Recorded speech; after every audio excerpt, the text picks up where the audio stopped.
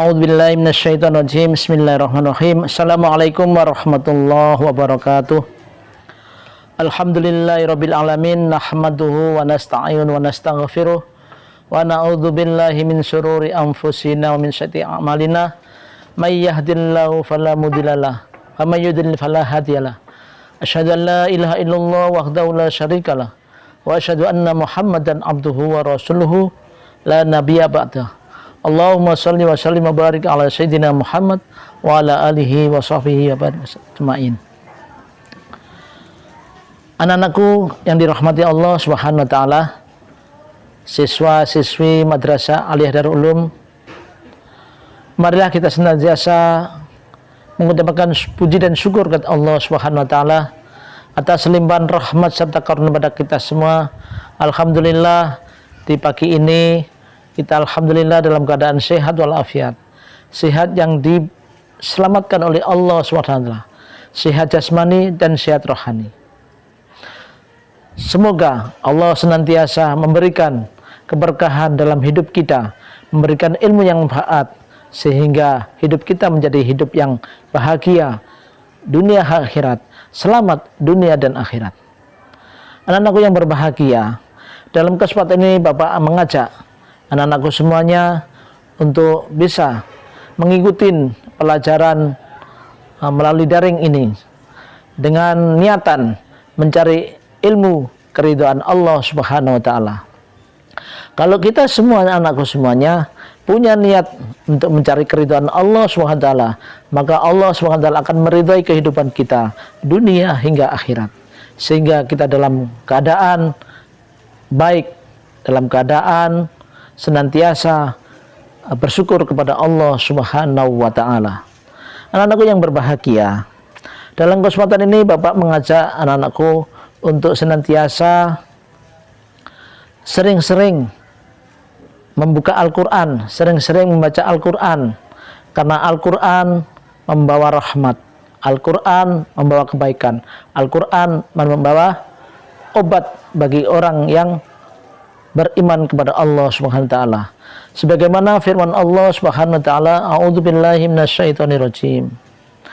Wa nunazzilu minal Qur'ani ma huwa syifaa'un wa rahmatul lil mu'minin. Dan kami turunkan dari Al-Qur'an sesuatu yang menjadi penawar, obat dan rahmat bagi orang-orang yang beriman.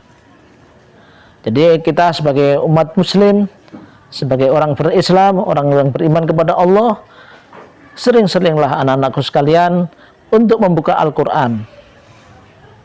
Jadi kita hidup 24 jam ini, anak-anakku usahakan untuk membuka Al-Quran, untuk membuka Al-Quran, membacanya, mentadabburinya. Luangkan waktu, misalnya antara maghrib sampai isya. Setelah maghrib kita buka Al-Quran, kita baca Al-Quran, kita pelajari Al-Quran sampai isya.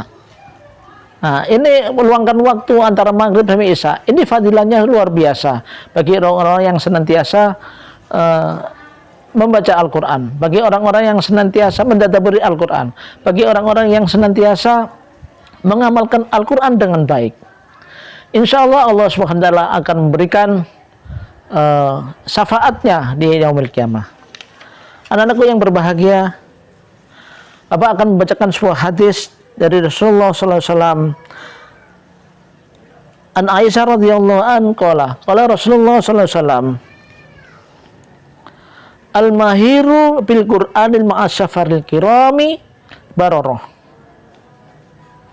Dari Aisyah radhiyallahu anha, Rasulullah SAW sabda, orang yang ahli dalam Al-Quran akan bersama para malaikat pencatat yang mulia lagi benar. Walladzina yaqra'una al-Qur'ana wa yata'addau fihi wa huwa alaihi syakun lahu ajrun. Dan orang-orang yang terbantah-bantah membaca Al-Quran serta bersusah payah untuk mempelajarinya, menghafalnya dan lain sebagainya, maka baginya pahala 2 kali. Hadis riwayat Bukhari dan Muslim. Anak-anakku yang berbahagia, kita berusaha setiap hari, usahakan dalam hidup kita 24 jam. 24 jam kita buka Al-Quran. Bapak contohkan tadi antara maghrib sampai isya. Buka Al-Quran, kita baca. Nah, kalaupun tidak bisa untuk menghafalnya, baca terus. Selalu yang diulang-ulang. Insya Allah, kalau sesuatu yang diulang, pasti punya ingatan. Sesuatu yang diulang, pasti akan hafal. Ya. Faedah dari baca Al-Quran, faedahnya, orang yang ahli baca Al-Quran dalam Al-Quran adalah orang yang hafal Al-Quran dan senantiasa membacanya, apalagi dengan memahami arti dan maksudnya. Dan yang dimaksud bersama-sama para malaikat adalah ia termasuk golongan orang-orang yang memindahkan Al-Quranul Karim dari Lauhil Mahfuz dan menyampaikan kepada orang lain melalui bacaannya. Dengan demikian, keduanya memiliki pekerjaan yang sama. Juga dapat berarti ia akan bersama para malaikat pada hari mahsyar, pada hari kiamat nanti bersama para malaikat. Dan orang-orang yang terbantah-bantah dalam membaca Al-Qur'annya akan memperoleh 2 pahala. 1 pahala karena dia membaca bacaannya, dan 1 lagi karena kesungguhan untuk mempelajari Al-Qur'an berkali-kali. Maksudnya diulang-ulang. Ya. Tetapi bukan berarti pahalanya akan melebihi pahala ahli Al-Qur'an. Orang yang ahli baca Al-Quran tentu akan memperoleh derajat yang istimewa,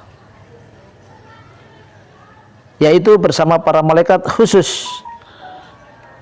Maksud yang sebenarnya bahwa dengan bersusah payah mempelajari Al-Quran akan menghasilkan, akan mendapatkan pahala ganda, dilipat gandakan, sehingga tidak semestinya kita meninggalkan bacaan Al-Quran walaupun menghadapi kesulitan dalam bacaan. Jadi kalau kita membaca Al-Quran punya kesulitan, ya tentu kita harus berguru, harus belajar kepada guru yang mengerti dalam bidang Al-Quran, sehingga kita bisa paham. Lama-kelamaan kalau sering anak-anakku melangkahkan kakinya untuk ke majelis-majelis ilmu, majelis Al-Quran, maka langkah kakinya akan dicatat oleh Allah SWT sebagai kebaikan. Bahkan langkah kakinya berikutnya dihapuskan segala kesalahannya dan dimudahkan kehidupannya dunia hingga akhirat. Karena apa? Karena ada kesungguhan untuk mempelajari Al-Quran, karena ada kesungguhan untuk belajar membaca Al-Quran. Mula Ali Qari radhiyallahu an meriwayatkan dari Tabrani dan Baihaqi, barang siapa membaca Al-Quran sedangkan ia tidak hafal, maka ia akan memperoleh pahala 2 kali lipat.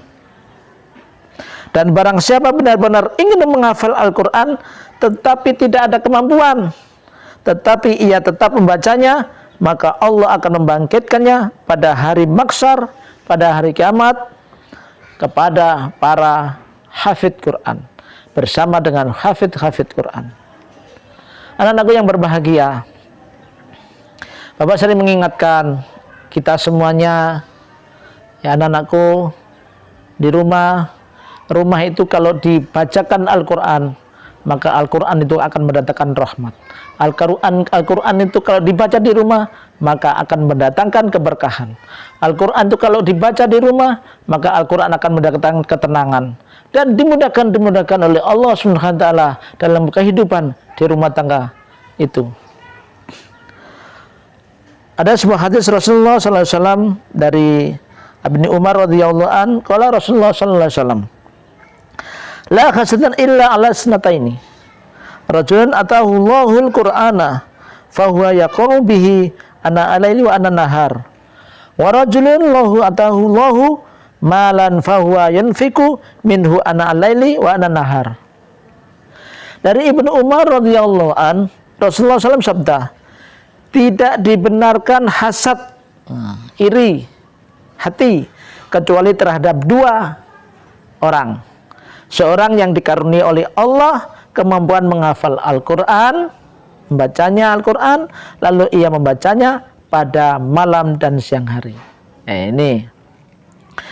Dan seseorang yang dikaruniakan harta oleh Allah SWT, lalu ia menginfakkan malam dan siang hari. Hadis riwayat Bukhari dan Muslim. Jadi kalau kita baca Al-Quran, di malam hari, siang hari, maka Allah Subhanahu wa taala akan mencatatnya dengan kebaikan-kebaikan dikaruniakan oleh Allah SWT untuk menghafal atau membacanya. Jadi kalau sering-sering kita baca, sering-sering kita ulang-ulang, maka akan dimudahkan oleh Allah SWT untuk menghafalnya. Anak-anakku yang dirahmati Allah Subhanahu wa taala, Rasulullah SAW juga bersabda, dari Abi Musa Rasulullah SAW sabda, perumpamaan orang muslim, perumpamaan orang mukmin yang membaca Al-Quran seperti jeruk manis. Anak-anakku tahu jeruk manis? Ya, baunya harum, rasanya enak. Perumpamaan orang mukmin yang tidak membaca Al-Quran seperti kurma, tidak harum tetapi rasanya manis. Perumpamaan orang-orang munafik yang membaca Al-Quran seperti bunga harum, baunya harum tetapi rasanya pahit. Dan perumpamaan orang munafik yang tidak membaca Al-Quran seperti buah pare. Tahu pare? Tidak berbau dan rasanya pahit. Ini hadis riwayat Bukhari dan Muslim. Faedahnya dalam membaca surat, maksud dari hadis di atas adalah menunjukkan perbandingan antara sesuatu yang abstrak dengan yang nyata, sehingga dapat lebih mudah dibedakan antara orang yang membaca Al-Quran dengan orang yang tidak membacanya. Padahal jelas bahwa kelezatan tilawatil Quran jauh berbeda dengan kelezatan apapun yang ada di dunia ini, seperti jeruk dan kurma. Tetapi banyak rahasia di balik tamsil hadis di atas yang menjadikan saksi terhadap ilmu nubuwah dan keluasaan pemahaman Nabi SAW. Misalnya, jeruk mengharumkan mulut, menguatkan pencernaan, membersihkan lambung, dan sebagainya. Semua manfaat itu secara khusus juga dihasilkan oleh pembaca Al-Quran, yaitu mewangikan mulut, membersihkan batin, dan menguatkan keimanan, kerohaniannya. Salah satu keistimewaan buah jeruk ialah bahwa jin tidak dapat memasuki rumah yang di dalamnya terdapat jeruk. Jika hal ini benar, ini merupakan suatu perumpamaan keserupaan khusus Al-Quran. Saya mendengar dari beberapa dokter ahli yang mengatakan bahwa jeruk manis dapat menguatkan ingatan. Dan menurut riwayat Ali radhiyallahu an, sahabat Rasulullah SAW, dalam Ihya-nya disebutkan bahwa 3 hal yang dapat menguatkan ingatan: bersiwak, berpuasa, dan membaca Al-Quran. Anak-anakku yang dirahmati Allah SWT, mari kita galakkan diri kita, kita usahakan diri kita, keluarga kita, di rumah tangga itu ada 24 jam ini senantiasa untuk membuka Al-Quran. Usahakan 24 jam ada bacaan Quran di rumah. Akan mendatangkan rahmat, akan mendatangkan barakah, akan mendatangkan ketenangan, dan lain sebagainya.